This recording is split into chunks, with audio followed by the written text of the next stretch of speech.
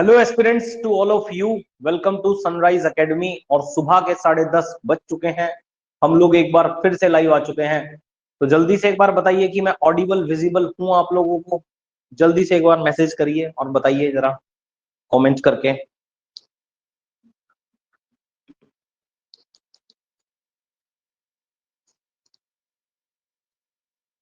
तनुजा जी बस स्टार्ट हो चुकी है क्लास। बताइए मैं ऑडिबल विजिबल हूं आप लोगों को क्लियरली।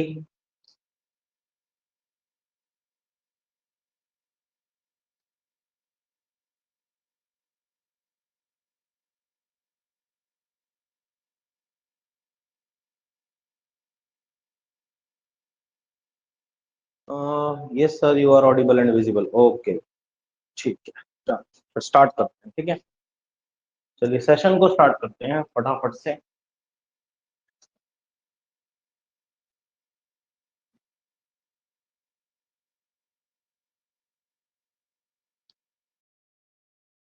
देखिए, जैसे कि आपको बताया गया है कि आज डेमो क्लास है टीजीटी आर्ट्स टेट के लिए। ठीक है, और टॉपिक भी बताया गया था आपको कौन सा है। आज पार्लियामेंट पढ़ाया जाएगा। ठीक है, पार्लियामेंट।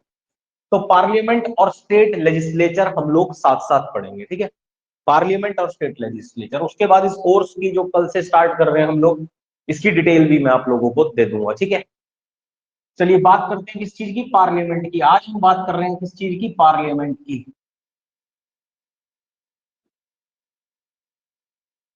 पार्लियामेंट जिसे आप लोग हिंदी में क्या कहते हैं, संसद। ठीक है, संसद कहा जाता है जैसे हिंदी में। ठीक है, देखिए एक तरफ तो होती है पार्लियामेंट, संसद, और एक तरफ होती है स्टेट लेजिस्लेचर। ठीक है ना, दूसरी तरफ क्या होती है, स्टेट लेजिस्लेचर। इसको थोड़ा सा इधर लिख देते हैं ताकि बोर्ड पे हम और भी चीजें लिख सकें। ठीक है, इसको थोड़ा सा यहाँ लिख देते हैं, पार्लियामेंट। देखिए एक तरफ तो होती है आपकी पार्लियामेंट, ठीक है, एक तरफ होती है आपकी क्या, स्टेट लेजिस्लेचर। आज स्टेट लेजिस्लेचर भी कराऊंगा आपको, इकट्ठे ही दोनों करवाऊंगा। जिसे आप लोग कहते हैं राज्य विधानमंडल या फिर राज्य विधायिका। देखो काम क्या होता है दोनों का। देखो संसद का काम होता है टू मेक सेंटर लॉज। ठीक है, इसका काम क्या होता है, टू मेक सेंटर लॉज, केंद्रीय कानून बनाना। तो इसका काम होता है टू मेक सेंटर लॉज, यानी कि केंद्र के कानून बनाना। ठीक है, केंद्र के कानून बनाना। तो केंद्र के कानून कौन बनाता है, संसद बनाती है। ठीक है ना, उसे लागू करने का काम किसका होता है, तो राष्ट्रपति साहब का। जितने भी कानून हमारे संसद पारित करती है उन पर राष्ट्रपति साइन करते हैं और वो देश में क्या हो जाता है, उनके हस्ताक्षर के बाद लागू हो जाता है देश में। दूसरी तरफ स्टेट लेजिस्लेचर, राज्य विधानमंडल का क्या काम होता है, तो इसका काम होता है टू मेक स्टेट लॉज, तो राज्य के कानून बनाना, टू मेक स्टेट लॉज, तो राज्य के कानून बनाना। ठीक है, तो संसद का काम है केंद्र के कानून बनाना और स्टेट लेजिस्लेचर का काम है राज्य के कानून बनाना। भाई ये चीज आप लोग ध्यान रखेंगे। ठीक है ना, तो राज्य के कानून बनाना इसका काम है। अब संसद का जिक्र याद रखिएगा कहाँ किया गया, तो संविधान के भाग 5 में, पार्ट 5 में। ठीक है ना, तो संसद का जिक्र संविधान के भाग 5, और अगर आर्टिकल आप लोगों से पूछा जाए, अनुच्छेद, तो 79 से लेकर के 122 तक किया गया है। ठीक है ना, दूसरी तरफ अगर मैं बात करूं स्टेट लेजिस्लेचर का जिक्र, तो इसका जिक्र संविधान के भाग 6 में किया गया है। और अगर अनुच्छेद पूछा जाए तो अंडर आर्टिकल 168 से लेकर के 212 के बीच में राज्य विधानमंडल बताई गई है। ठीक है ना, राज्य विधानमंडल। अब बात आती है कि हमारी पार्लियामेंट है कैसी, तो हमारी पार्लियामेंट याद रखिएगा बाई कैमरल है। ठीक है ना, हमारी पार्लियामेंट कैसी है, बाई कैमरल, यानी कि द्विसदनी। ठीक है ना, तो बाई कैमरल है हमारी पार्लियामेंट, यानी कि जिसमें 2 सदन है। तो आप जानते हैं संसद के वैसे तो 3 भाग होते हैं। ठीक है ना, संसद के कितने भाग होते हैं, 3 भाग। तो सबसे पहले आता है लोकसभा, जिसे आप इंग्लिश में कहते हैं house of people, house of people, या फिर हिंदी में इसे किस नाम से जाना जाता है, लोकसभा के नाम से। दूसरी जगह पर आती है हमारी राज्यसभा, जिसे आप काउंसिल ऑफ स्टेट्स बोलते हैं। ठीक है ना, काउंसिल ऑफ स्टेट्स। तो काउंसिल ऑफ स्टेट का मतलब है राज्यसभा और हाउस ऑफ पीपल का मतलब होता है लोकसभा, ठीक है। तो ये लोकसभा और ये राज्यसभा। और एक संसद का तीसरा अंग भी होता है जिन्हें कहा जाता है प्रेसिडेंट ऑफ इंडिया, भारत के राष्ट्रपति। वैसे याद रखिएगा कि राष्ट्रपति साहब संसद के किसी भी सदन के सदस्य नहीं होते, लेकिन फिर भी उन्हें संसद का अखंड हिस्सा माना जाता है। क्यों? क्योंकि उन्हें लोकसभा को भंग करने की शक्ति प्राप्त होती है। तो क्योंकि उन्हें लोकसभा को भंग करने की शक्ति प्राप्त होती है, इसीलिए इन्हें संसद का अखंड भाग, integral part of parliament consider किया गया है, ठीक है ना। संसद का अखंड हिस्सा इसे माना गया है राष्ट्रपति महोदय को, ठीक है। तो लोकसभा जो है याद रखिएगा वो निम्न सदन होता है, ठीक है ना, निचला सदन होता है। लोकसभा को क्या कहा जाता है? लोअर हाउस, लोअर हाउस या फिर निम्न सदन, ठीक है ना। और राज्यसभा को याद रखिएगा क्या कहा जाता है? अपर हाउस यानी कि उच्च सदन, ठीक है ना। अपर हाउस यानी कि उच्च सदन। लेकिन अब एक चीज याद रखिएगा कि ये जो निम्न सदन होता है ना, ये मोर पावरफुल होता है, ज्यादा शक्तिशाली होता है एज कंपेयर टू उच्च सदन, ठीक है ना। तो निम्न सदन याद रखिएगा कि ज्यादा शक्तिशाली होता है, ठीक है। तो याद रखिएगा, तो हमारी संसद कैसी है? बाई कैमरल, दो सदन है इसमें, लोकसभा, राज्यसभा और साथ ही साथ राष्ट्रपति। अब हमारी स्टेट लेजिस्लेचर कितने प्रकार की होती है? तो देखिए, हमारी स्टेट लेजिस्लेचर जो है, राज्य विधानमंडल जो है, वो बाई कैमरल भी होता है और यूनिकैमरल भी होता है, ठीक है ना। तो ये हमारा याद रखिएगा कि बाई कैमरल भी है और यूनिकैमरल भी है, ठीक है ना। हमारी कुछ स्टेट्स ऐसी हैं जो कि बाई कैमरल है, मतलब दो सदन है, और कुछ के ऐसी हैं जो कि यूनिकैमरल है, यानी कि जिनमें एक ही सदन है केवल। क्या है? केवल मात्र एक ही सदन होने वाला है, ठीक है। तो बाई कैमरल का मतलब दो सदन। अब कुछ राज्य ऐसे हैं जिनमें क्या है, हमारा निम्न सदन जो है वो विधानसभा, जिसे लेजिस्लेटिव असेंबली को कहते हैं आप इंग्लिश में, ठीक है ना, विधानसभा। और दूसरी तरफ क्या है? विधान परिषद, दूसरी तरफ है विधान परिषद, ठीक है। और तीसरी तरफ है इसमें कौन? तो गवर्नर साहब, राज्यपाल, ठीक है ना, गवर्नर, जो कि लागू करने का काम करते हैं। इन्हें भी राज्य विधानमंडल का क्या माना जाता है? अखंड भाग माना जाता है, ठीक है।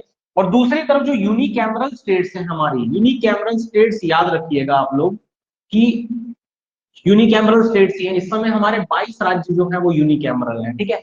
28 में से 22 राज्य यूनिकैमरल हैं, और मात्र 6 राज्य ही ऐसे हैं जिनको बाईकैमरल का दर्जा मिला हुआ है। मतलब भारत के सिर्फ 6 राज्य ऐसे हैं जो स्पेशल स्टेटस पे हैं, स्पेशल दर्जे पे हैं, और वहां विधानसभा के साथ साथ विधान परिषद का भी क्या है? कॉन्सेप्ट है, ठीक है। तो यूनिकैमरल है हमारी क्या? विधान, 22 राज्यों की विधान, तो उसमें केवल एक ही सदन होता है। यूनिकैमरल का मतलब एक सदन, बाई कैमरल का मतलब दो सदन, विधानसभा, विधान परिषद। तो यूनिकैमरल में कौन सा सदन होता है? तो सिर्फ विधानसभा, विधानसभा, ठीक है। तो और दूसरी तरफ कौन होते हैं? दूसरी तरफ होते हैं वापिस से गवर्नर, जिन्हें आप लोग क्या बोलते हैं? राज्यपाल साहब, ठीक है ना, राज्यपाल साहब। तो ये चीज ध्यान रखनी है आप लोग, ठीक है। दूसरी तरफ गवर्नर मतलब राज्यपाल महोदय साहब होते हैं, ठीक है। अब देखो, एक चीज आपने यहाँ पे ध्यान रखनी है, अब आपको ना 22 राज्यों को याद करने की जरूरत नहीं है, आप 6 राज्य कर लीजिए याद, और बचे 22 आपको ऑटोमेटिकली याद हो जाएंगे, ठीक है ना, बचे 22। मतलब अगर इन 22 के 6 के अलावा कोई पूछ लिया जाए तो वो यूनिकैमरल है। अभी 6 राज्य कौन कौन से हैं, तो आइए देख लेते हैं। तो इन 6 राज्यों में याद रखिएगा, उत्तर प्रदेश है, आंध्र प्रदेश है, ठीक है, तेलंगाना है, ठीक है, कर्नाटका है, ठीक है ना, तेलंगाना है, कर्नाटका है, उत्तर प्रदेश है, आंध्र प्रदेश है, बिहार है, ठीक है ना। कौन सा है?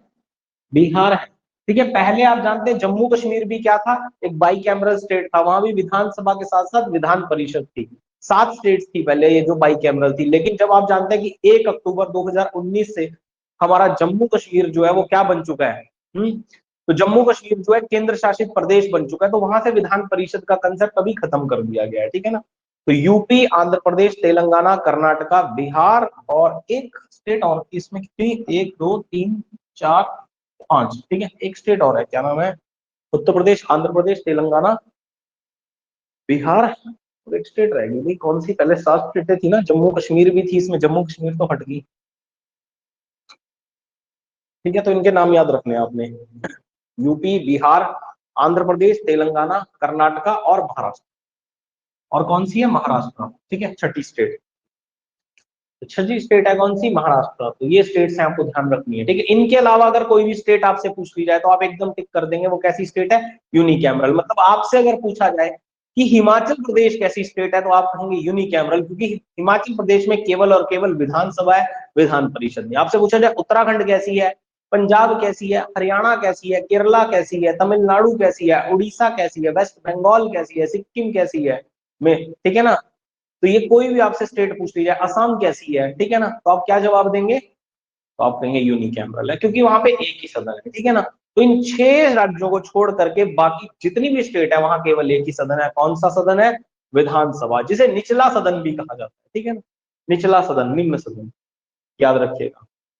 और याद रखिएगा, निचला सदन जो होता है ना, वो ज्यादा पावरफुल होता है। तो लोअर हाउस, निचला सदन, is more powerful, is more powerful. तो याद रखिएगा कि निम्न सदन अधिक शक्तिशाली होता है as compare to upper house, अधिक शक्तिशाली होता है। लेकिन एक जगह को छोड़ करके, एक जगह ऐसी होती है, एक आर्टिकल ऐसा है जहां पर राज्यसभा या उच्च सदन ज्यादा शक्तिशाली बन जाता है, और उस आर्टिकल का नाम है आर्टिकल 312, अनुच्छेद 312। आर्टिकल 312 में याद रखिएगा कि जो उच्च सदन है वो क्या बन जाता है? अधिक शक्तिशाली बन जाता है उच्च सदन। और आर्टिकल 312 संबंधित है इंडियन सिविल सर्विसेज से संबंधित, ठीक है ना, जिसे आप कहते हैं भारतीय अखिल सेवाएं, भारतीय अखिल सेवाएं, इंडियन सिविल सर्विसेज। तो इंडियन सिविल सर्विसेज में आप जानते हैं कि 3 सर्विसेज है वर्तमान में, कौन कौन सी? एक तो आईएएस, यूपीएससी की सबसे बड़ी पोस्ट है देश की, आईएएस ऑफिसर की पोस्ट, ठीक है ना। इंडियन एडमिनिस्ट्रेटिव सर्विसेज, फिर आती है आईपीएस जिसे कहा जाता है इंडियन पुलिस सर्विसेज, और फिर आती है आईएफएस जिसे कहा जाता है इंडियन फॉरेन सर्विसेज। तो इन तीनों सर्विसेज में, इन तीनों सेवाओं में अगर कोई बदलाव करना हो तो उस बदलाव को पहले जो है वो राज्यसभा में पेश किया जाएगा, उसके बाद लोकसभा में। तो एकमात्र आर्टिकल 312 ऐसा है जहां पर उच्च सदन जो है वो अधिक शक्तिशाली बन जाता है as compare to lower house, निम्न सदन के, ठीक है। तो ये चीज आपको ध्यान रखनी है, बहुत इंपॉर्टेंट चीज है, ठीक है।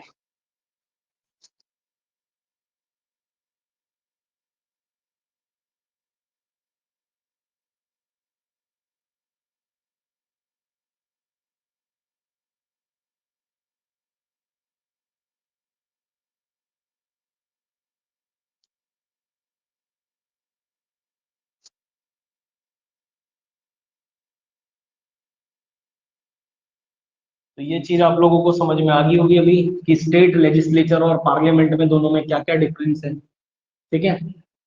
अब याद रखिएगा एक चीज जो कि बहुत इंपॉर्टेंट है क्वेश्चन, ठीक है ना। अब आर्टिकल 169 के बारे में जरूर याद रखिएगा, ये आर्टिकल बहुत इंपॉर्टेंट आर्टिकल है, आर्टिकल 169। मैंने आपको स्टेट लेजिस्लेचर में अभी अभी बताया विधानसभा और विधान परिषद।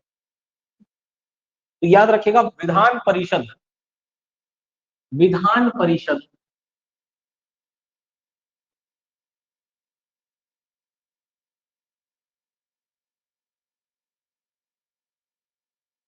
देखो विधान परिषद आप जानते हैं वैसे तो एक स्थायी सदन होता है, एक परमानेंट हाउस होता है ये, ठीक है, जिसे कभी भी भंग नहीं किया जा सकता। और कहाँ होता है? स्टेट में ये। तो ये भी ऐसा कानून बनाने के काम करता है, ठीक है ना। तो आपने अब एक चीज याद रखना है, अब आप जानते हैं जैसे कि अभी 2019 में जम्मू कश्मीर की विधान परिषद को क्या किया गया है? खत्म किया गया है ना, 1 अक्टूबर 2019 को। तो किसी भी राज्य में मान लीजिए विधानसभा को खत्म करना हो, या फिर मान लीजिए जैसे जम्मू कश्मीर की विधानसभा को खत्म करना हो, और खत्म तो कर ही दिया है 2019 में, और मान लीजिए कोई और राज्य है, मान लीजिए वेस्ट बंगाल है या फिर कोई और राज्य है, भाई इसके अलावा मान लो हिमाचल प्रदेश ही है हमारा, तो मान लीजिए यहाँ पर विधान परिषद को शुरू करना है, ठीक है ना। तो उसको खत्म करने या बनाने की जो शक्ति है वो किसके पास है, ठीक है ना। तो उसको बनाना हो, तो विधान परिषद को बनाना हो या फिर खत्म करना हो, या फिर खत्म करना हो, तो इसकी शक्ति किसके पास है? तो याद रखेगा इसकी शक्ति देश की पार्लियामेंट के पास, संसद के पास है। किसके पास है? पार्लियामेंट के पास, देश की संसद के पास है। तो किसी भी राज्य में विधान परिषद को बनाना हो या फिर उसे खत्म करना हो, तो इसको करने की शक्ति किसके पास है? देश की संसद के पास है, पार्लियामेंट के पास है। और ये क्वेश्चन याद रखेगा 11 मई 2019 को टीजीटी आर्ट्स कमीशन में पूछा भी गया ये क्वेश्चन, ठीक है। आर्टिकल 169 एग्जैक्टली यही क्वेश्चन एग्जाम में कॉपी पेस्ट हुआ था कि विधान परिषद को बनाना हो या खत्म करना हो ये शक्ति संसद के पास है, और ये बात किस अनुच्छेद के अंतर्गत बताई गई है, तो आंसर क्या था, आर्टिकल 169, ठीक है ना, आर्टिकल 169 याद रखिएगा, ठीक है। तो ये क्वेश्चन पूछा भी जा चुका है 11 मई 2019 का, चाहे आप एग्जाम पेपर उठा के देख लीजिएगा, ठीक है। चलिए अब आगे बढ़ते हैं आर्टिकल 169 के बाद।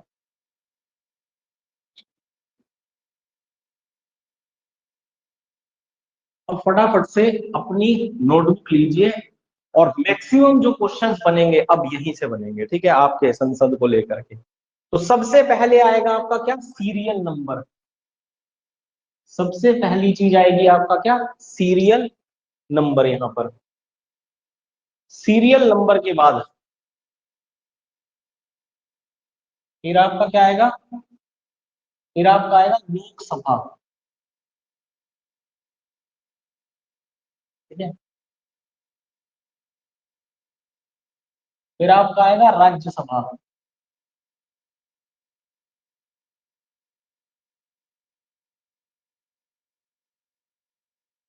फिर आपका आएगा विधान सभा,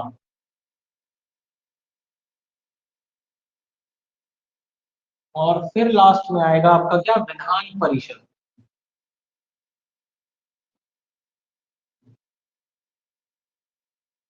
तो लोकसभा, राज्यसभा, विधानसभा और विधान परिषद। तो सबसे सीरियल नंबर में सबसे पहले नंबर 1, ठीक है ना। तो members known as, serial number first में कहा गया मेंबर्स नोन एज, यानी कि सदस्यों को कहा जाता है, मेंबर्स नोन एज, तो सदस्यों को कहा जाता है। तो याद रखिएगा लोकसभा के सदस्यों को कहा जाता है एमपी, यानी कि मेंबर ऑफ पार्लियामेंट, और हिंदी में इन्हें कहा जाता है सांसद। हिंदी में इन्हें क्या कहते हैं, सांसद, ठीक है ना। राज्यसभा के सदस्यों को कहा जाता है, तो राज्यसभा सभा के सदस्यों को भी एमपी, या फिर हिंदी में क्या कहा जाता है, सांसद, ठीक है। विधानसभा के सदस्यों को क्या कहा जाता है, MLA, member of legislative assembly, या फिर हिंदी में कहा जाता है विधायक। हिंदी में क्या कहा जाता है, विधायक। और विधान परिषद के सदस्यों को इंग्लिश में कहा जाता है MLC, member of legislative council, और हिंदी में इन्हें भी क्या कहा जाता है, विधायक, ठीक है ना। हिंदी में इन्हें भी क्या कहा जाता है, विधायक, याद रखिएगा पहला ही पॉइंट। इसके बाद point number second, point number second है मैक्सिमम स्ट्रेंथ, भाई मतलब अधिकतम सदस्यता कितनी हो सकती है, मैक्सिमम स्ट्रेंथ। तो मैक्सिमम स्ट्रेंथ याद रखिएगा, लोकसभा की मैक्सिमम स्ट्रेंथ कितनी हो सकती है, 552, 552। राज्यसभा में कितनी हो सकती है, 250, ठीक है ना। विधानसभा में कितनी हो सकती है, तो 500, ठीक है ना, 500 मैक्सिमम मेंबर्स, ठीक है। और विधान परिषद में कितनी हो सकती है, तो विधान परिषद में याद रखिएगा not more than 1/3 of Vidhan Sabha, not more than 1/3 of Vidhan Sabha. तो विधानसभा के 1/3 से ज्यादा नहीं हो सकती। मान लीजिए उत्तर प्रदेश की विधानसभा है, उत्तर प्रदेश की विधानसभा में 403 सीटें हैं, तो 403 का 1/3 कर लीजिएगा, लगभग आएगा 133। तो 133 से ज्यादा उत्तर प्रदेश की विधान परिषद में सदस्य नहीं हो सकते, ठीक है ना।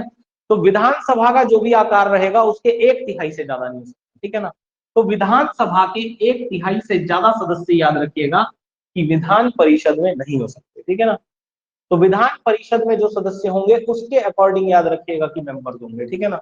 तो विधान परिषद के 1/3 नहीं हो सकते। अब लोकसभा में मैक्सिमम सदस्य कितने हैं, तो 552, कितने, 552। तो याद रखिएगा इसमें राज्यों से कितने सदस्य हैं, तो राज्यों से जो सदस्य हैं वो 526 सदस्य हैं, ठीक है ना। कितने, 526, पहले 520 थे, लेकिन जम्मू कश्मीर के ऐड हो जाने से क्या हुआ कि स्टेट्स की संख्या, पहले 530 थे, स्टेट की संख्या घट चुकी है, ठीक है। अब यूनियन टेरिटरी की संख्या बढ़ चुकी है।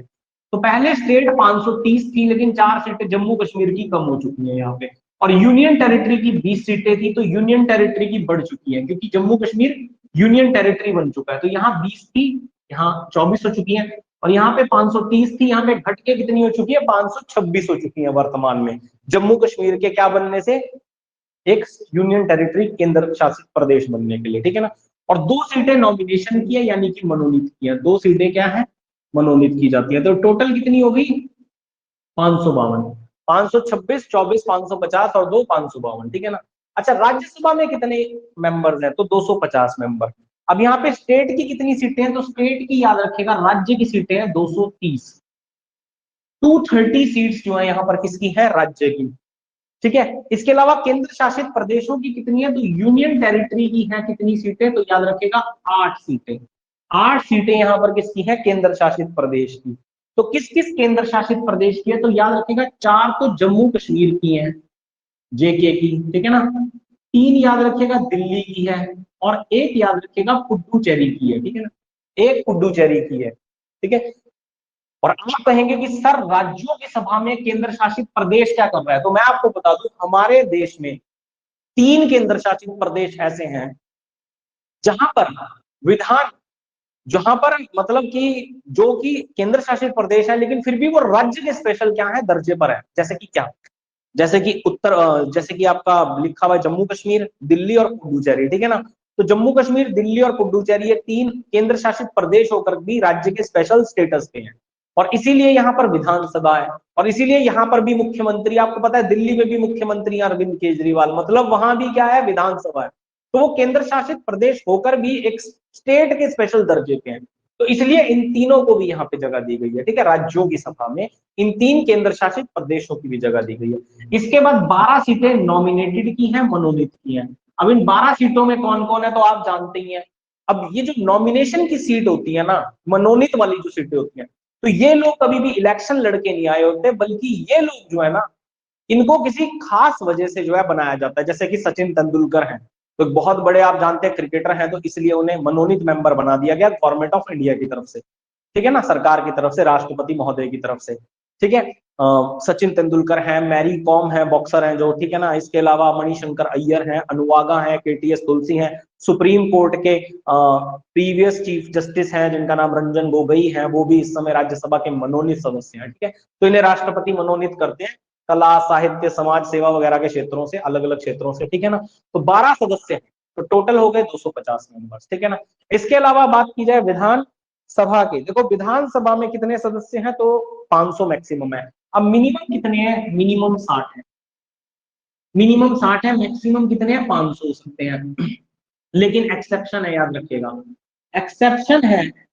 एक्सेप्शन यानी कि अपवाद है, कुछ स्टेट ऐसी है जहां पे 60 से भी कम सीटें हैं। तो कौन कौन सी है कम, तो गोवा है, ठीक है, सिक्किम है,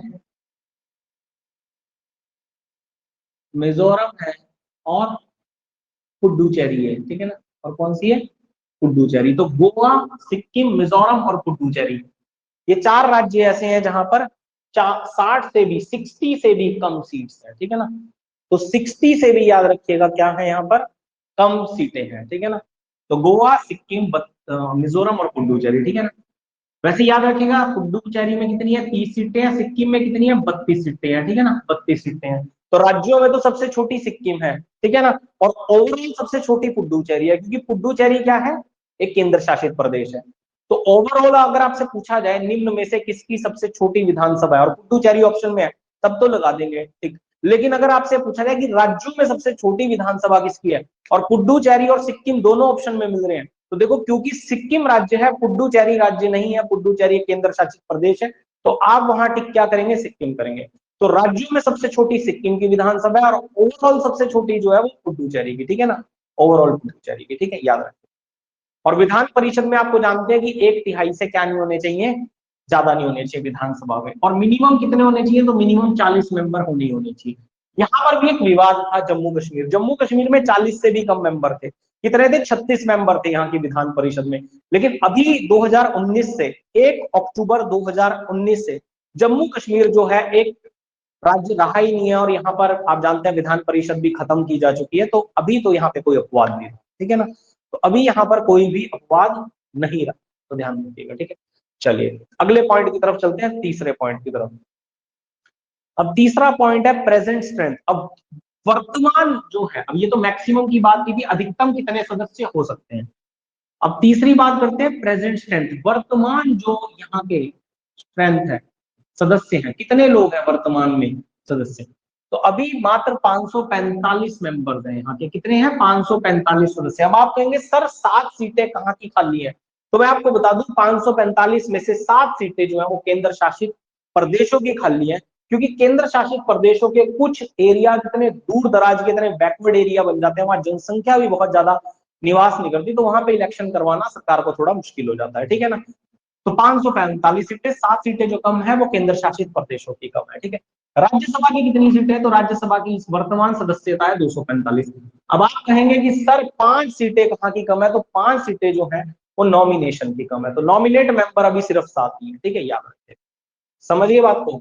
देखो विधानसभा की ये डेटा नॉट एप्लीकेबल है, मैं आपको एक पीडीएफ दे दूंगा, ठीक है, आप उसमें से देख लीजिएगा, ठीक है। अब हम 28 राज्य हैं, 28 राज्यों की विधानसभाओं की तो बात नहीं कर सकते ना, किसकी कितनी है। हाँ, किसी स्टेट में अगर वर्तमान में इलेक्शन हुए, जैसे अभी आप जानते हैं उत्तर प्रदेश, उत्तराखंड में, ठीक है ना, वेस्ट बंगाल में इसी साल इलेक्शन हुआ, तो जिन जिन स्टेटों में इस साल इलेक्शन हुआ उनके जरूर याद रखिएगा। पंजाब में इस साल इलेक्शन हुए, वहां की आपको पता होनी चाहिए। इसके अलावा हिमाचल प्रदेश में इसी साल इलेक्शन है, तो वहां पे आपको पता होना चाहिए 68 सीट्स हैं हिमाचल प्रदेश की विधानसभा में, ठीक है ना। और ये भी डेटा क्या आ जाएगा, ठीक है। चलिए आगे बढ़ते हैं। अब आता है टर्म, ठीक है, चौथे नंबर पे अगला पॉइंट टर्म, जिसे आप कहते हैं कार्यकाल। कार्यकाल, तो भाई लोकसभा के सदस्यों का कार्यकाल कितने वर्षों का होता है? तो याद रखिएगा 5 वर्ष। तो लोकसभा के सदस्यों का कार्यकाल 5 वर्ष का। राज्यसभा के सदस्यों का कार्यकाल कितना? 6 वर्ष का। विधानसभा के सदस्यों का कितना? 5 वर्ष का। और विधान परिषद के सदस्यों का 6 वर्ष का। तो 5 6 5 6, देखो दोनों निम्न सदन दोनों उच्च सदन, तो 5 6 5 6 याद रखिएगा, ठीक है। तो ये तो होगी कार्यकाल की। तो लोकसभा के सदस्यों का कार्यकाल 5 वर्ष, राज्यसभा के 6 वर्ष, विधानसभा के 5 वर्ष और विधान परिषद के 6 वर्ष, ठीक है। इसके अलावा नेक्स्ट पॉइंट है एज, मिनिमम एज, आयु क्या रिक्वायर्ड है? न्यूनतम आयु सदन का सदस्य बनने के लिए। तो लोकसभा का सदस्य बनने के लिए मिनिमम उम्र 25 वर्ष चाहिए, और राज्यसभा का सदस्य बनने के लिए न्यूनतम उम्र 30 वर्ष चाहिए। विधानसभा का सदस्य बनने के लिए न्यूनतम उम्र 25 वर्ष, और विधान परिषद का सदस्य बनने के लिए न्यूनतम उम्र 30 वर्ष, ठीक है ना। तो 25 30 25 30, 5 6 5 6, बड़े अच्छे से याद हो जाएगा आपको, ठीक है। अगला पॉइंट, अब बात करते हैं सैलरी की, वेतन कितना मिलता है?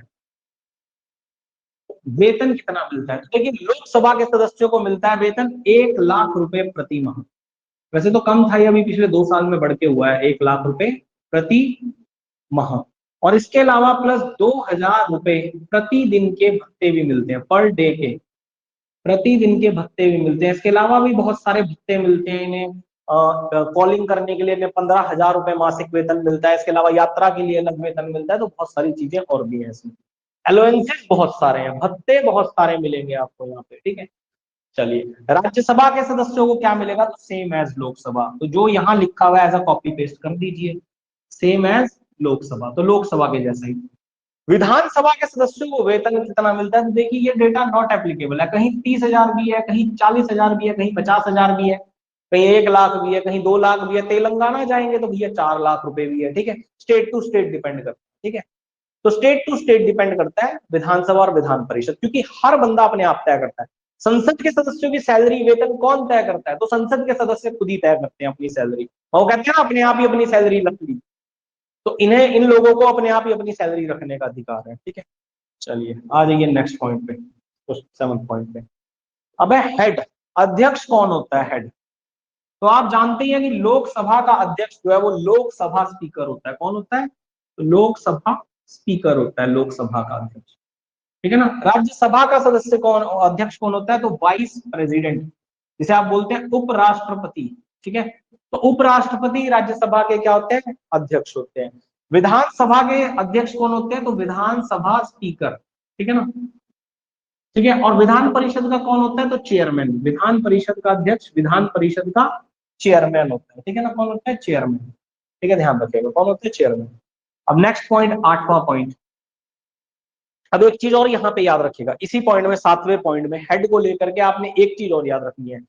देखो लोकसभा का स्पीकर लोकसभा का सदस्य है, विधानसभा का स्पीकर भी विधानसभा का सदस्य है, विधान परिषद का चेयरमैन भी विधान परिषद का सदस्य है, विधानसभा का स्पीकर भी विधानसभा का सदस्य है, लेकिन उपराष्ट्रपति इकलौता ऐसा मेंबर है जो कि सदन का अध्यक्ष होने के बावजूद भी सदन का सदस्य नहीं होता। तो ये क्वेश्चन एग्जामिनेशन में खूब पूछा जाता है कि निम्न में से कौन सा सदन ऐसा है जिसका अध्यक्ष जो होता है वो सदन का सदस्य नहीं होता। तो ऑप्शन में आ जाएगा लोकसभा, राज्यसभा, विधानसभा, विधान परिषद। तो क्या आंसर आएगा? राज्यसभा। राज्यसभा एकमात्र ऐसा सदन है जिसमें सदन का अध्यक्ष सदन का क्या नहीं होता? सदस्य नहीं होता। ठीक है ना। तो ये नॉन मेंबर प्रेसिड करता है, एक गैर सदस्य के द्वारा ये सदन चलाया जाता है, याद रखिएगा। तो राज्यसभा इकलौता ऐसा सदन है जो कि एक गैर सदस्य के द्वारा जो है वो चलाया जाता है। ठीक है ना, गैर सदस्य के द्वारा, ध्यान रखिएगा इस चीज को। ठीक है, नेक्स्ट पॉइंट है ओथ। शपथ कौन दिलवाता है? तो देखिए, लोकसभा के सदस्यों को शपथ दिलाने का काम किसका है? प्रेसिडेंट का, याद रखिए। तो राष्ट्रपति महोदय जो है ना, प्रेसिडेंट, लोकसभा के सदस्यों को शपथ दिलवाते हैं। और या फिर आप लिख सकते हैं प्रोटेम स्पीकर। ठीक है ना, प्रोटेम स्पीकर, प्रोटेम। ठीक है, देखिए वैसे तो राष्ट्रपति का काम होता है शपथ दिलवाने का सदस्यों को, लेकिन क्योंकि राष्ट्रपति के पास अब इतना समय नहीं होता, क्योंकि शपथ समारोह लगभग 1 से 2 महीने तक चलता है लोकसभा में, तो राष्ट्रपति के पास इतना समय नहीं होता। और इसलिए राष्ट्रपति महोदय जो है वो क्या करते हैं, जब भी नई लोकसभा चुन करके आती है, जैसे कि 2019 में नई लोकसभा चुन के आई थी, अब 2024 में लोकसभा के इलेक्शन होंगे, तो जब भी नई लोकसभा चुन करके आती है तो राष्ट्रपति साहब क्या करते हैं कि जो सदस्य होते हैं उन्हीं में से एक व्यक्ति को वो as a protem speaker appoint कर देते हैं। ठीक है ना, और उसके बाद उसे वो बतौर संसद का सदस्य शपथ दिलवा देते हैं, और वो व्यक्ति राष्ट्रपति की तरफ से, राष्ट्रपति के बिहाफ पे संसद के अन्य सदस्यों को शपथ दिलवा देता है। तो प्रोटेम स्पीकर का काम सिर्फ इतना होता है, एक तो संसद के सदस्यों को शपथ दिलाना राष्ट्रपति के बिहाफ पे, और दूसरा संसद की पहली बैठक की अध्यक्षता करना। उसके बाद संसद का क्या हो जाता है कि प्रोटेम स्पीकर का पद समाप्त हो जाता है, उसके बाद लोकसभा स्पीकर चुन लिया जाता है बीच में से। ठीक है, चलिए। तो वैसे तो अगर आपके पास दोनों ऑप्शन में है तो आप राष्ट्रपति टिकट करेंगे, अगर राष्ट्रपति ना आए तब प्रोटेम स्पीकर पे जाया जाएगा। चलिए आगे बढ़ते हैं, अब राज्यसभा की बात करते हैं। अब राज्यसभा का वो के सदस्यों को शपथ कौन दिलाता है? तो वाइस प्रेसिडेंट। ठीक है ना, वाइस प्रेसिडेंट। तो उपराष्ट्रपति साहब ही क्या करते हैं? शपथ दिलवाने का काम करते हैं। ठीक है ना। इसके अलावा विधानसभा के सदस्यों को शपथ कौन दिलाता है? तो देखिए यहाँ पर प्रेसिडेंट दिला रहा है, तो यहाँ पर कौन दिलाएगा? गवर्नर, मतलब राज्यपाल, गवर्नर। या फिर यहाँ पर भी क्या आ जाएगा? Protem speaker. ठीक है ना, और वही कहानी है जो कहानी यहाँ पर। ठीक है ना, कि राज्यपाल एक व्यक्ति को प्रोटेम स्पीकर बना देगा, उसे शपथ दिला देगा, और वो व्यक्ति राज्यपाल के बिहाफ पर विधानसभा के अन्य सदस्यों को क्या कर देगा? शपथ दिलवा देगा। विधान परिषद के सदस्यों को शपथ कौन दिलवाता है? तो चेयरमैन, याद रखिएगा। कौन दिलवाता है? तो चेयरमैन दिलवाता है। ठीक है ना, चेयरमैन शपथ दिलवाता है। चलिए, ये तो हो गए 8 पॉइंट। अब अगला पॉइंट है 9वां पॉइंट। ठीक है ना, 9वां पॉइंट।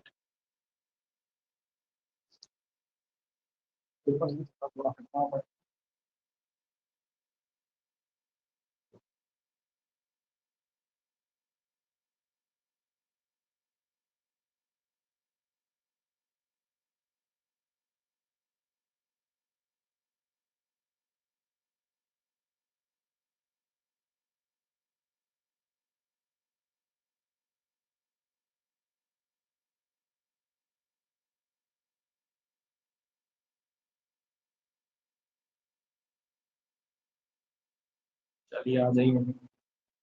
अब अगला पॉइंट है 9th point, dissolved by. Dissolved by यानी कि भंग किया जा सकता है, यानी इसका मतलब क्या है? भंग किया जा सकता है। तो देखिए, लोकसभा को भंग कौन करते हैं? तो राष्ट्रपति। लोकसभा को भंग किया जाता है किसके द्वारा? तो राष्ट्रपति साहब के द्वारा। ठीक है ना। राज्यसभा को भंग करना कौन करता है? तो याद रखेगा, राज्यसभा एक परमानेंट हाउस है, एक परमानेंट हाउस है, परमानेंट हाउस है, यानी कि एक स्थायी सदन है। यानी कि क्या है? ये एक स्थायी सदन है। ये एक अस्थायी सदन है लोकसभा। अस्थायी का मतलब ये भंग हो सकती है, लेकिन राज्यसभा एक स्थायी सदन है जो कभी भी भंग नहीं किया जा सकता। तो याद रखिएगा, परमानेंट हाउस है, स्थायी सदन है, तो कैन नॉट बी डिसॉल्व। ठीक है ना, तो can not be.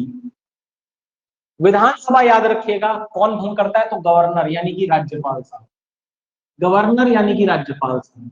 Vidhan Parishad कौन करता है, तो ये भी एक स्थायी सदन है, तो कैन नॉट बी, ठीक है ना, ये भी क्या है, एक स्थायी सदन है, तो ये भी भंग नहीं किया जा सकता, ठीक है ना।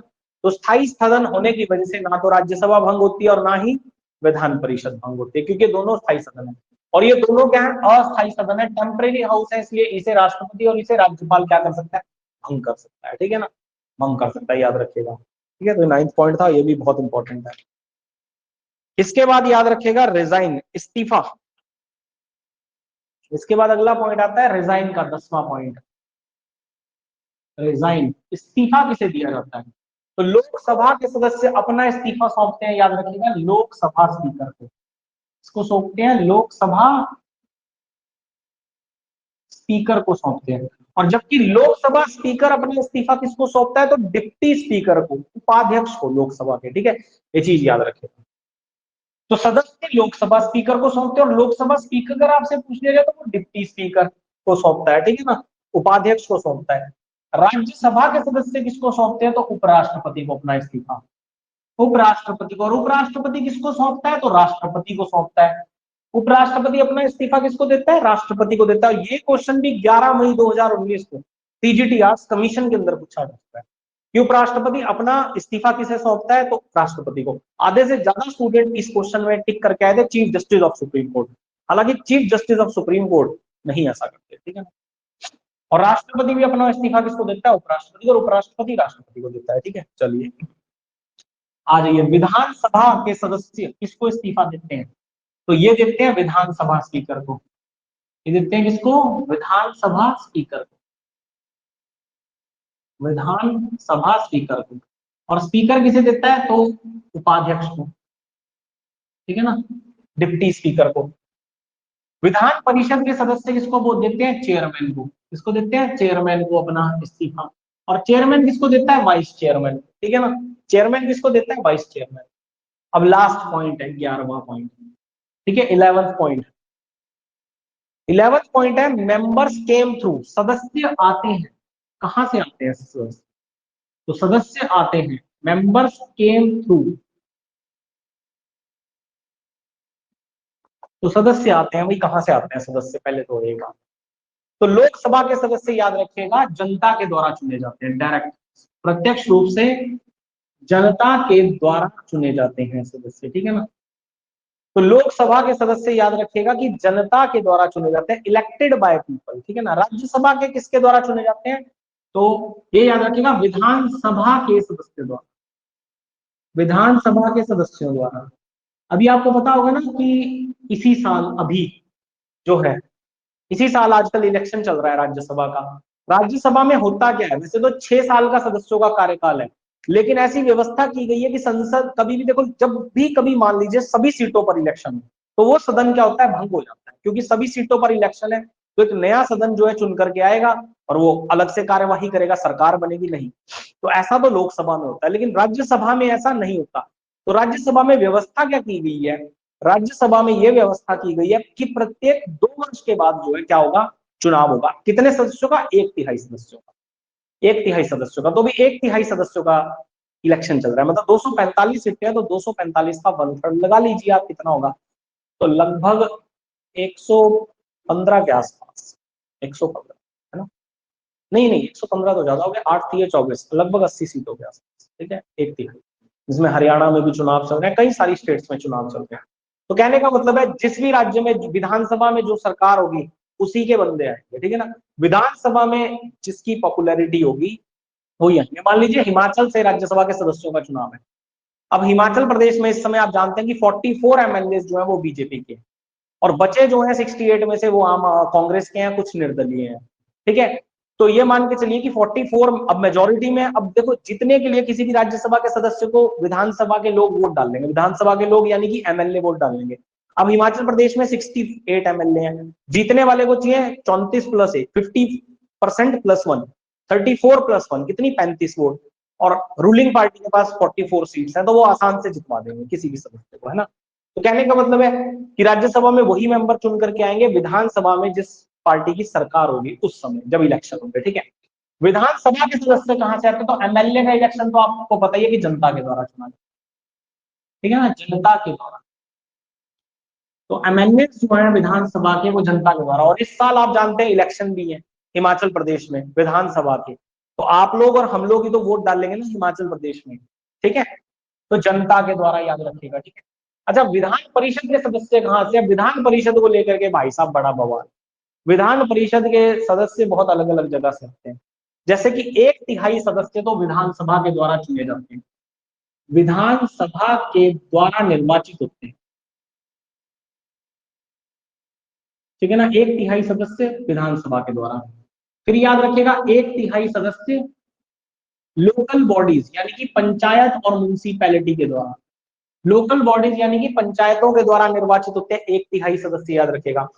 अब याद रखिएगा 1/12 सदस्य जो है, 1/12 सदस्य जो है, 1/12 सदस्यों को कौन चुनता है? तो यहाँ लिख देता हूँ यार थोड़ा सा, यहाँ थोड़ा सा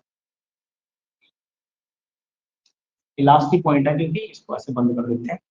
तो 1/12 सदस्य याद रखिएगा विधान परिषद के, 1/12 सदस्य वो जो सरकारी अध्यापक होते हैं ना उनके द्वारा चुने जाते हैं। सरकारी अध्यापक, गवर्नमेंट टीचर्स, सरकारी अध्यापकों के द्वारा। वो होती है ना, जैसे कि टीचर्स की एसोसिएशन होती है, अध्यापकों का संघ होता है, उस संघ के द्वारा चुने जाते हैं, ठीक है ना। फिर याद रखिएगा 1/12 सदस्य, 1/12 सदस्य जो है वो किसके द्वारा चुने जाते हैं? तो स्नातक पास, तो कॉलेज ग्रेजुएट्स जो होते हैं, ठीक है ना, स्नातक पास विद्यार्थियों के द्वारा, ठीक है ना। कॉलेज ग्रेजुएट्स होते हैं, ये होते हैं ना एबीवीपी, एनएसयूआई, एसएफआई वाले, ठीक है, अखिल भारतीय विद्यार्थी परिषद वगैरह के ये जो संघ होते हैं, तो इनके द्वारा निर्वाचित होते हैं, ठीक है ना, इनके द्वारा। और लास्ट याद रखिएगा 1/6 सदस्य, 1/6 सदस्य, तो 1/6 सदस्य राज्यपाल मनोनीत करते हैं, ठीक है ना। राज्यपाल मनोनीत करते हैं विभिन्न क्षेत्रों से, जैसे कि कला के क्षेत्र से, साहित्य के क्षेत्र से, समाज सेवा के क्षेत्र से, विज्ञान के क्षेत्र से, इन सभी क्षेत्रों से राज्यपाल साहब मनोनीत करते हैं, ठीक है ना। तो विधान परिषद के सदस्य कहां से आते हैं? तो 1/3 विधानसभा के सदस्यों द्वारा चुने जाते हैं, 1/3 पंचायत और नगर पालिकाओं के द्वारा चुने जाते हैं, 1/12 सरकारी अध्यापक मतलब टीचर एसोसिएशन के सदस्य चुन के भेजते हैं, 1/12 सदस्य एबीवीपी, एनएसयूआई ये लोग चुन करके भेजते हैं, और 1/6 सदस्य ये मनोनीत होते हैं। ये सारे के सारे, इसके अलावा ये सब इलेक्टेड है, निर्वाचित है। 1/6 सदस्य राज्यपाल मनोनीत करते हैं। और ये क्वेश्चन एग्जामिनेशन में भी खूब पूछा जाता है कि कितने सदस्य विधान परिषद में राज्यपाल के द्वारा क्या किए जाते हैं? मनोनीत किए जाते हैं। तो कितने सदस्य? 1/6 सदस्य, ठीक है। तो ये हो गया आपका पूरा, और मैक्सिमम क्वेश्चंस आपको यहीं से मिलेंगे। लेकिन अभी हमारा टॉपिक कंप्लीट हुआ, अभी हमें और पढ़ना है, ठीक है। तो जल्दी से एक बार सभी लोग बताइए कि यहाँ तक क्लियर है, कोई डाउट है तो यहाँ तक बता सकते हैं आप लोग, ठीक है, अगर यहाँ तक कोई भी डाउट है।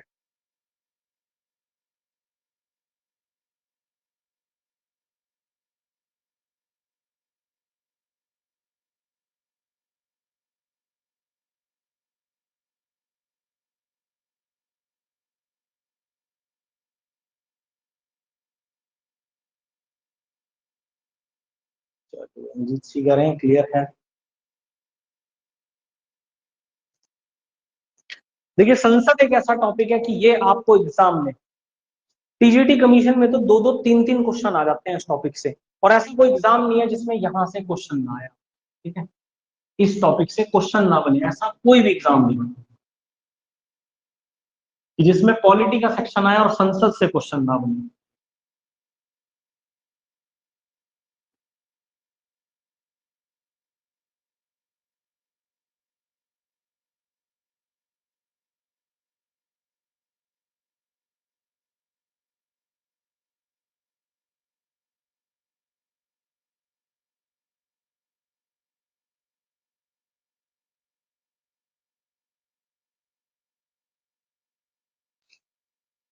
अब बात करते हैं सेशंस ऑफ पार्लियामेंट की, ठीक है, थोड़ा बहुत टाइम है हमारे पास, थोड़ा सा पढ़ लेते हैं।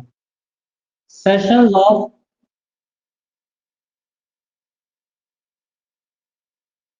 पार्लियामेंट, तो संसद के सत्र, तो संसद के साल में कितने सत्र होते हैं? तो संसद साल में याद रखिएगा 3 बार मिलती है। कितनी बार? 3 बार, 3 टाइम्स। तो संसद साल में याद रखिएगा 3 बार मिलती है। तो सबसे पहले मिलती है बजट सेशन के दौरान, बजट सेशन, जिसे आप हिंदी में बजट सत्र कहते हैं, ठीक है ना। फिर दूसरा मिलती है मॉनसून सेशन के दौरान, जिसे आप बोलते हैं मॉनसून सत्र। और फिर तीसरा मिलती है विंटर सेशन के दौरान, जिसे आप बोलते हैं शीतकालीन सत्र। अब बजट सत्र याद रखिएगा, जो कि फरवरी से शुरू होता है आपका, फरवरी से मार्च अप्रैल मई, ठीक है ना। फरवरी मार्च अप्रैल मई तक ही चलता है, ठीक है ना, ज्यादा से ज्यादा फरवरी से लेकर के मई तक चलता है, ठीक है ना। फिर याद रखिएगा जून की छुट्टी होती है। फिर मॉनसून सत्र जुलाई अगस्त सितंबर के बीच में, जुलाई अगस्त सितंबर के बीच में चलता है। और फिर अक्टूबर की छुट्टी होती है। फिर शीतकालीन सत्र याद रखिएगा अक्टूबर नवंबर में चलता है, ठीक है ना। अब याद रखिएगा बजट सत्र संसद का सबसे लंबा सत्र होता है, सबसे लंबा सत्र होता है बजट सत्र, लॉन्गेस्ट सेशन ऑफ पार्लियामेंट। याद रखिएगा budget session is the longest session of parliament. तो संसद का सबसे क्या होता है, लंबा सत्र होता है, ठीक है। इसके अलावा शीतकालीन सत्र याद रखिएगा it is the shortest session of the parliament. तो संसद का सबसे छोटा सत्र होता है, संसद का सबसे छोटा सत्र होता है, ठीक है। दिसंबर, सॉरी, अक्टूबर की छुट्टी, नवंबर दिसंबर, मैंने अक्टूबर नवंबर लिख दिया, नवंबर दिसंबर, ठीक है। सबसे छोटा सत्र होता है अक्टूबर की छुट्टी, जैसे यहाँ जून की छुट्टी थी, यहाँ अक्टूबर की छुट्टी, नवंबर दिसंबर, ठीक। और जो चीज संसद में हो रही है वो चीज याद रखिएगा राज्य में भी ऑटोमेटिकली हो रही है। मतलब ये विधानसभा के भी ऐसे ही 3 सत्र बैठेंगे, विधान परिषद के भी ऐसे सेम टू सेम, कोई फर्क नहीं, ठीक है ना। बस इतना होता है कि राज्यों के क्या होता है कि राज्यों के जो सत्र होते हैं वो, जब जैसे इनका मान लो फरवरी मार्च में चला, ठीक है ना, मान लो फरवरी में चला, तो राज्यों का क्या होगा, मार्च में चलेगा। क्यों? क्योंकि जब बजट सत्र आएगा तो उसमें पता लग जाएगा ना राज्यों को कि केंद्र से हमें कितना अनुदान मिल रहा है, केंद्र सरकार ने हमारी स्टेट के लिए इस साल कितना पैकेज तैयार किया है। तो वो भी उस हिसाब से फिर अपना बजट तैयार करें कि हमें कहाँ कितना पैसा लगाना है, शिक्षा में कितना लगाना है, स्वास्थ्य पे कितना लगाना है, सड़कों पे कितना लगाना है, भवन कितने तैयार करने हैं, वो भी अपना सारा का सारा एस्टिमेट लगा लेते हैं, ठीक है ना। तो होता ही है कि राज्यों में बस इन सत्रों के थोड़े थोड़े दिनों बाद जो है सत्र स्टार्ट हो जाते हैं, ठीक है ना, कुछ समय बाद ही। Sir, I don't have doubt, but I have one request. Give some MCQ question so you can check or we can check. Madam देखो ऐसा है ना, अभी तो फिलहाल तो डेमो बैच चल रहा है ये, इसमें आपको 1-2 दिन में और क्लासेस दे दूंगा, ठीक है, डेमो की। वैसे बहुत सारी अगर आपने इसमें एनरोलमेंट की है तो आपको और भी बहुत सारे डेमो लेक्चर्स रिकॉर्डेड वीडियो में मिल जाएंगे, ठीक है। बाकी हमारा जो पेड बैच है ना, उसमें एमसीक्यूज वगैरह सब कुछ होता है, एवरी सैटरडे टेस्ट होता है, ठीक है ना, हर सैटरडे को एमसीक्यूज होते हैं, सब कुछ होता है, ठीक है, असाइनमेंट्स मिलती है, प्रॉपर सब कुछ आता है, ठीक है। चलिए, ठीक है। अब एक क्वेश्चन और यहाँ से ध्यान रखिएगा आप लोग। अब क्वेश्चन कई बार क्या पूछा जाता है, क्वेश्चन पूछा जाता है कि संसद के 2 सत्रों के बीच में अधिकतम अंतराल कितना हो सकता है। तो संसद के 2 सत्रों के बीच में अधिकतम अंतराल, मैक्सिमम डिफरेंस कितना हो सकता है, अधिकतम अंतराल, ठीक है। तो संसद के जो 2 सत्र हैं इनके बीच में मैक्सिमम अंतराल कितना हो सकता है, अधिकतम डिफरेंस, ये क्वेश्चन बहुत बार पूछा जाता है। देखिए 2 सत्रों के बीच में मैक्सिमम डिफरेंस 6 महीने का हो सकता है, 6 महीने का डिफरेंस हो सकता है। मतलब मान लीजिए आपने मई में लगाया, मान लीजिए बजट सत्र, आपने फरवरी में, मान लीजिए कोविड आ गया था, जैसे कि मार्च में तो लॉकडाउन भी लग गया था, मान लीजिए आपने फरवरी का सत्र नहीं लिया कोविड की वजह से, और आपने ये सत्र मई में जाकर के चलाया, लास्ट महीने में 5-6 दिन। इसके बाद मान लीजिए फिर कोरोना बहुत बढ़ गया, आप आप ये वाला सत्र नहीं ले पाए, कौन सा, मॉनसून सेशन जुलाई अगस्त सितंबर में जो चलना था। फिर इतना है कि आपको अगला सेशन जो है ना 6 महीने के अंदर अंदर, यानी कि नवंबर में तो लेना ही लेना पड़ेगा। अगर आपने एक सत्र मई में लिया तो आपको अगला सत्र 6 महीने के बाद नवंबर। तो इसका मतलब है क्वेश्चन क्या पूछा जाता है, क्वेश्चन पूछा जाता है कि एक वर्ष में संसद के न्यूनतम कितने सत्र होने अनिवार्य हैं, तो याद रखिएगा 2 सत्र। कितने सत्र? 2 सत्र। तो वैसे तो संसद साल में कितनी बार मिलती है? 3 बार, लेकिन फिर भी याद रखिएगा मिनिमम जो है ना 2 बार मिलनी तो मैंडेटरी है। 2 बार मिलनी संसद क्या है? मैंडेटरी है। तो संसद को साल में 2 बार मिलना मैंडेटरी है, मिलना ही मिलना पड़ेगा, याद रखिएगा, ठीक है ना। तो ये क्वेश्चन खूब पूछा जाता है कि एक तो क्वेश्चन पूछा जाता है कि संसद के 2 सत्रों के बीच में अधिकतम अंतराल, मैक्सिमम डिफरेंस कितना हो सकता है? 6 महीने का। और संसद साल में कितनी बार जरूर है कि मिलनी चाहिए? तो 2 बार तो मिनिमम है कि मिलनी ही मिलनी चाहिए, ठीक है ना। संसद, तो ये तो हो गए संसद के सत्र,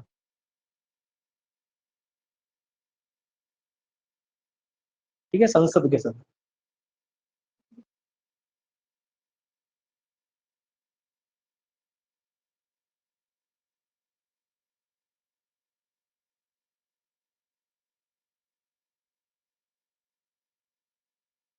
देखिए अब आता है क्या? संसद का कोरम ऑफ पार्लियामेंट, ठीक है ना। Quorum of parliament, quorum of parliament, जो कि संविधान के अनुच्छेद, याद रखिएगा, अंडर आर्टिकल 100 सी में बताया गया। कितने में बताया गया? 100 क्लॉज सी में। इसे कहते हैं संसद की गणपूर्ति, हिंदी में कहा जाता है संसद की गणपूर्ति, ठीक है। अब संसद की गणपूर्ति क्या होती है? पहली बात तो यह, संसद की गणपूर्ति का मतलब होता है it is the minimum number of members to be present in parliament. It is the minimum number of members to present in parliament. तो देखो ये न्यूनतम सदस्यता है।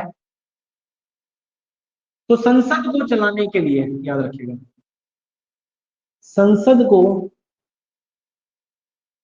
चलाने के लिए न्यूनतम संख्या, ठीक है ना। तो संसद को चलाने की मिनिमम मेंबरशिप है। देखिए मान लीजिए मैं कहता हूं कि मान लीजिए मैं इस समय क्लास ले रहा हूं और मैं आप लोगों से कहता हूं कि मुझे मिनिमम 10 बच्चे चाहिए तब मैं क्लास लगाऊंगा। क्यों?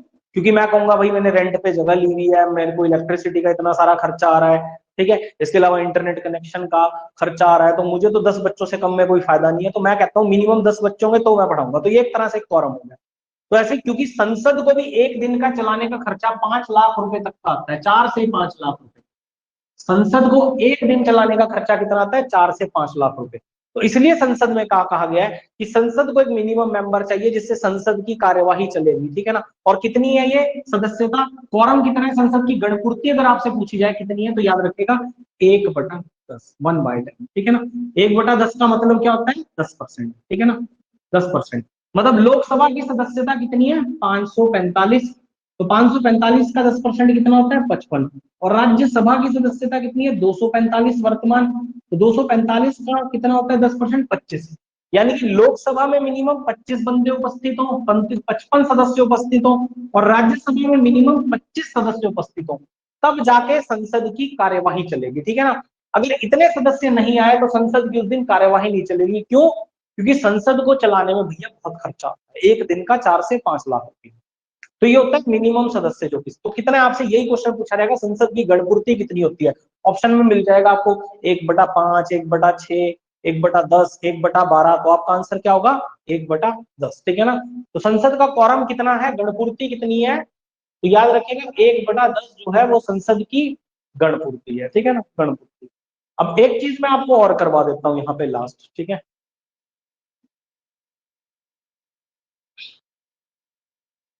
एक चीज मैं आपको और करवाता हूँ यहाँ पे।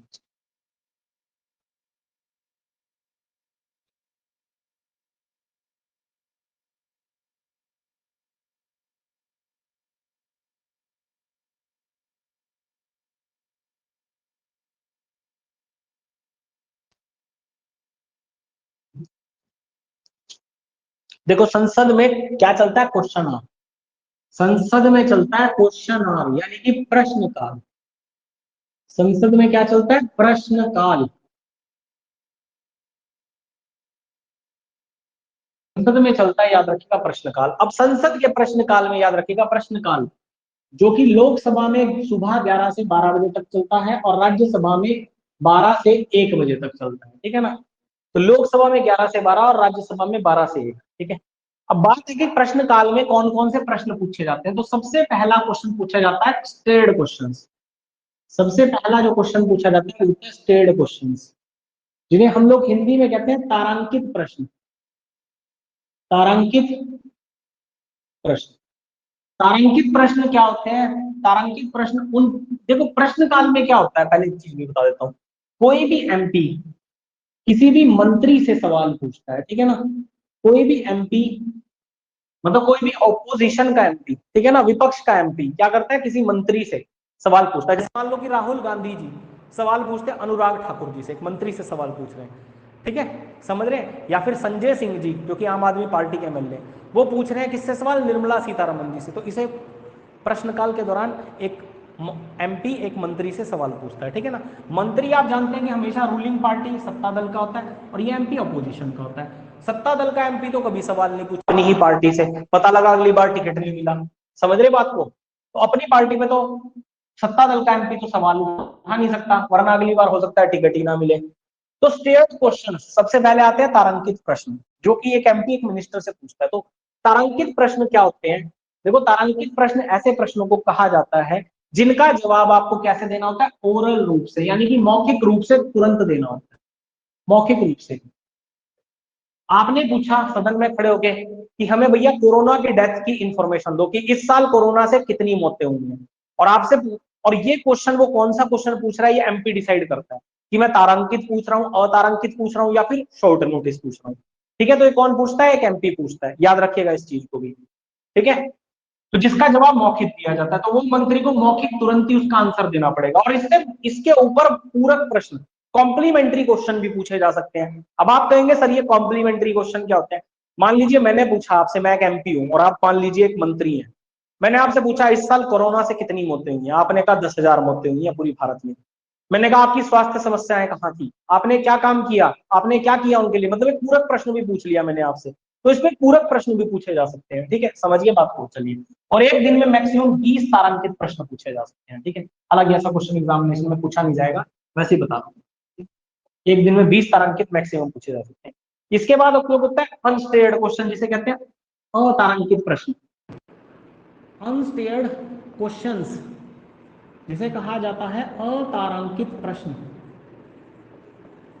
अतारांकित प्रश्न, तो अतारांकित प्रश्न याद रखिएगा कि ये प्रश्न ऐसे प्रश्न हैं जिनका जवाब आपको लिखित में देना होता है। किस में देना होता है? रिटर्न में, लिखित में। और 10 दिन की सूचना दे करके ये पूछे जाते हैं, 10 डेज नोटिस, मतलब 10 दिन के अंदर अंदर आपको इस सवाल का जवाब जमा करना है, ठीक है ना, 10 दिनों के अंतर्गत। तो ऐसे प्रश्न जो कि लिखित में जिसका आंसर देना होता है, इसका आंसर मौखिक देना होता है, और अतारांकित का लिखित में, और वो भी 10 दिन के अंदर अंदर जमा करवाना पड़ता है, ठीक है।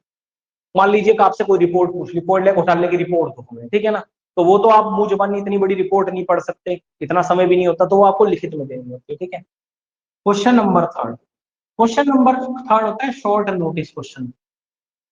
शॉर्ट नोटिस क्वेश्चंस, ठीक है ना, शॉर्ट नोटिस क्वेश्चंस जिसे कहते हैं अल्पकालीन प्रश्न। अल्पकालीन प्रश्न, तो इनका जवाब ओरल देना होता है, मौखिक रूप से देना होता है, ठीक है ना, लेकिन तुरंत नहीं देना होता, ठीक है। सिर्फ तारांकित प्रश्न ही है जिसमें तुरंत जवाब देना होता है, ठीक है।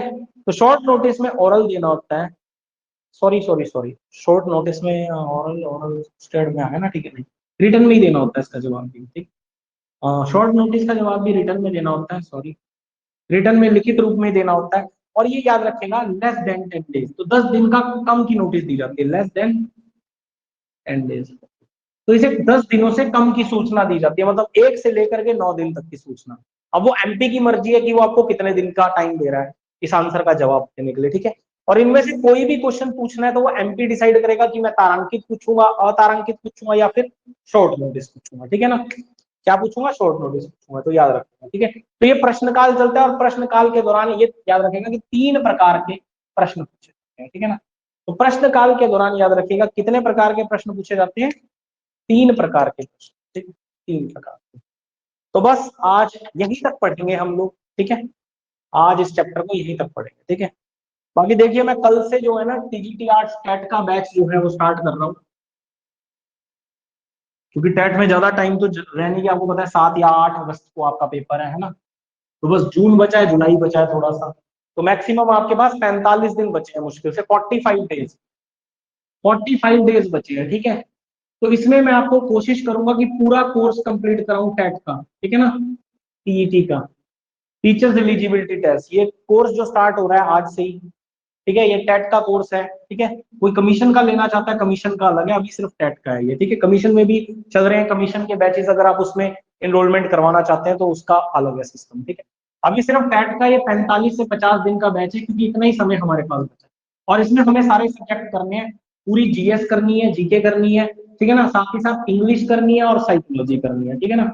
इंग्लिश और साइको, ये 3 चीजों पे फोकस करना है हमें।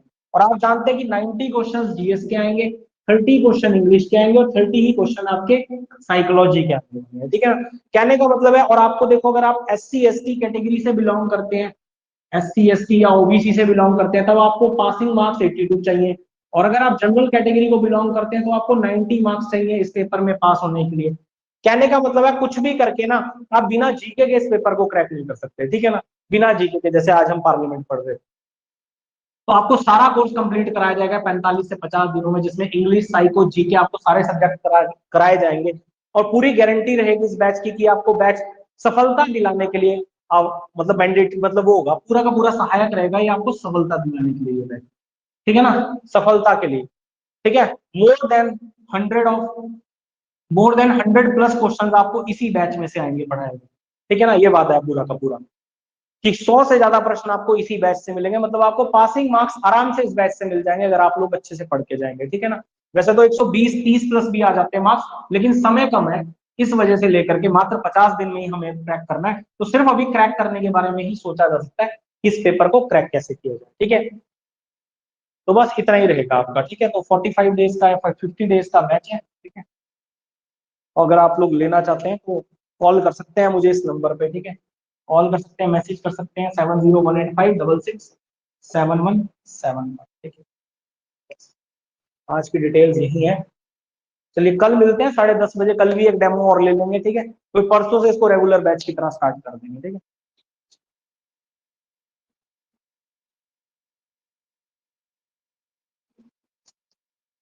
चलिए फिर बाय बाय, टेक केयर, जय हिंद, और कल